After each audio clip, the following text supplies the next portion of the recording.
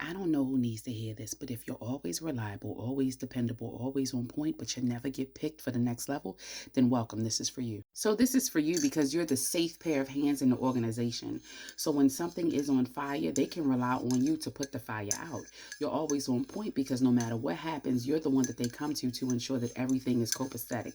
And last but not least, you're always dependable because you're the first one to jump in on that fire, on that project, on that initiative, and they make sure that you stay there without asking any questions.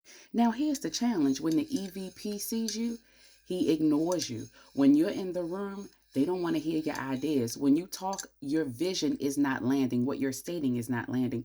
These are all the pieces that show that you are in the reliability trap. You are in the reliability trap, and that's what corporate's not telling you. And when I say that, that means you're not promoted because you are the engine that makes the team run. And if I remove the engine from this particular team, if I remove the engine from this department, if I remove the engine, then that simply means the machine stops working, which means you are the person that makes everything go around. Now, get your pen and paper because we're going to start this secret sauce early. So essentially, they're not promoting you because they cannot afford to lose your output. And I don't think you understand reliability is an operational metric, influence is a leadership metric.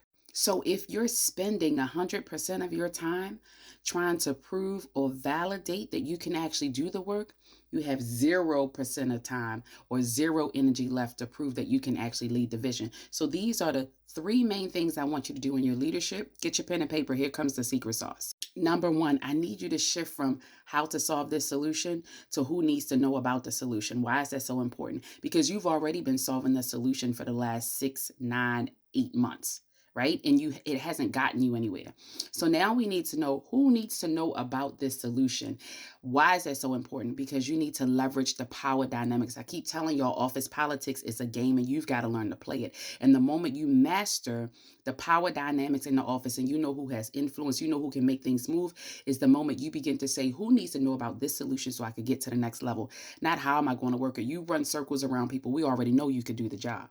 Number two, weaponize your visibility. Listen, reliability is silent. Leadership has a voice. Now that I know who needs to see this solution, now I need to become visible in front of them. And how do you become visible? Stop being so silent in the meetings. Talk about your output. Brag about it. I keep telling y'all, humility will keep you in the same role. And I'm not saying to be arrogant. I'm saying to be confident about what you're doing. Believe in your leadership voice. Number three, stop trying to make your busyness look perfect. And that's the sad part about it. You are busy. You don't have executive presence. And busy people don't ask questions. Busy people simply continue in the cycle. So you need to reframe how you show up and how you connect with other people. That's part of your executive presence. Influential people are composed, they're visionaries, they're innovative, and they have a strong view on how they view the information being deployed.